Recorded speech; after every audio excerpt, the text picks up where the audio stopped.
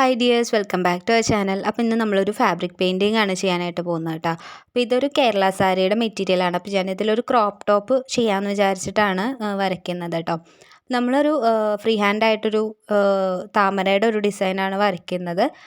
നമുക്ക് വരയ്ക്കാൻ നിങ്ങൾക്ക് ബുദ്ധിമുട്ടാണെങ്കിൽ ട്രേസ് ചെയ്യാം. ഇപ്പോൾ നമ്മൾ ആരി വർക്കൊക്കെ ചെയ്യാൻ വേണ്ടിയിട്ട് യെല്ലോ കാർബൺ വെച്ചിട്ട് ട്രേസ് ചെയ്യില്ലേ, അപ്പോൾ അതേപോലെ ട്രേസ് ചെയ്തെടുക്കുകയാണെങ്കിൽ അതായാലും കുഴപ്പമില്ല കേട്ടോ.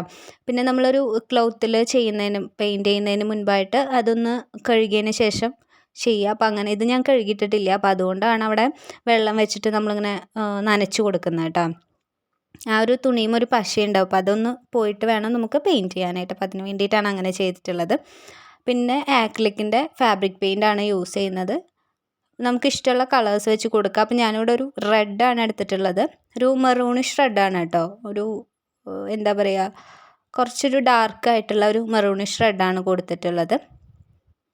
അപ്പോൾ ബിഗിനേഴ്സിനൊക്കെ ട്രൈ ചെയ്യാൻ പറ്റിയിട്ടുള്ളൊരു ഡിസൈനാണ്. വളരെ ഈസി ആയിട്ട് ചെയ്തു പോകാം. നമ്മൾ പെൻസിൽ വെച്ചിട്ട് ആദ്യം മാർക്ക് ചെയ്തേമ്മ കൂടെ ബ്രഷ് വെച്ചിട്ട് കൊടുക്കുകയാണ് ചെയ്യുന്നത് കേട്ടോ. അപ്പോൾ വെള്ളം ഓവറായിട്ട് കൊടുക്കാതിരിക്കുക, സ്പ്രെഡ് ആവാനുള്ള ചാൻസ് ഉണ്ട്. കുറച്ചൊന്ന് നനച്ചിട്ട് അതൊന്ന് ഉണങ്ങി വരുന്ന സമയത്ത് വരച്ചു കൊടുത്താൽ മതി കേട്ടോ.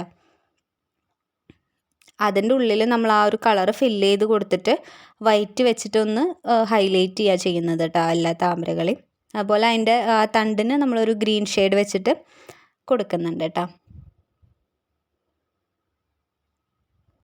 ഫാബ്രിക് പെയിൻറ്റിംഗ് ഒക്കെ ചെയ്യാൻ താല്പര്യമുള്ളവർക്ക് ഫസ്റ്റിലൊക്കെ ട്രൈ ചെയ്യാൻ പറ്റുന്നൊരു സിമ്പിൾ ഡിസൈനാണ് കൊടുത്തിട്ടുള്ളത്. അപ്പോൾ നമ്മുടെ ക്ലോത്തിന് താഴെ ന്യൂസ് പേപ്പർ വെച്ച് കൊടുത്തിട്ടാണ് കേട്ടോ നമ്മളത് പെയിൻറ്റ് ചെയ്ത് വരുന്നത്. അപ്പോൾ അനിയത്തിയാണിത് പെയിൻറ്റിങ് ചെയ്യുന്നത് കേട്ടോ. അവൾ നന്നായിട്ട് പെയിൻറ്റ് ചെയ്യും, മ്യൂറൽ പെയിൻറ്റിംഗ് ഒക്കെ നന്നായിട്ട് ചെയ്യും. അപ്പോൾ അവളാണ് ചെയ്തുകൊണ്ടിരിക്കുന്നത്. ഞാൻ ഇടയ്ക്ക് 1-2 ചെയ്യുന്നുള്ളൂ കേട്ടോ.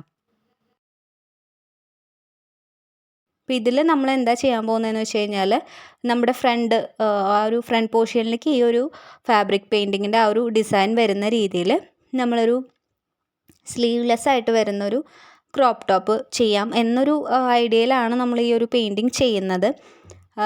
എന്താവും എന്നുള്ളത് അറിയില്ല. ഇത് മാത്രമാണ് ഇപ്പോൾ കാണിക്കുന്നത്. കട്ടിങ് ആൻഡ് സ്റ്റിച്ചിങ്ങിൻ്റെ വീഡിയോ നെക്സ്റ്റ് വരും. അപ്പോൾ ഏത് മോഡലാണെന്നുള്ളത് നമുക്ക് അപ്പോൾ നോക്കാം കേട്ടോ. അപ്പോൾ ഇതിൻ്റെ ആ ഒരു തണ്ടുകൾക്കൊക്കെ ഒരു ഗ്രീൻ ഷെയ്ഡ് കൂടി കൊടുത്തിട്ട് ഇതുപോലെ സെറ്റാക്കി എടുത്തിട്ടുണ്ട്. അപ്പോൾ ഇത്രയേ ഉള്ളൂ. വീഡിയോ ഇഷ്ടപ്പെടുകയാണെങ്കിൽ എല്ലാവരും ലൈക്ക് ചെയ്യുക. താങ്ക്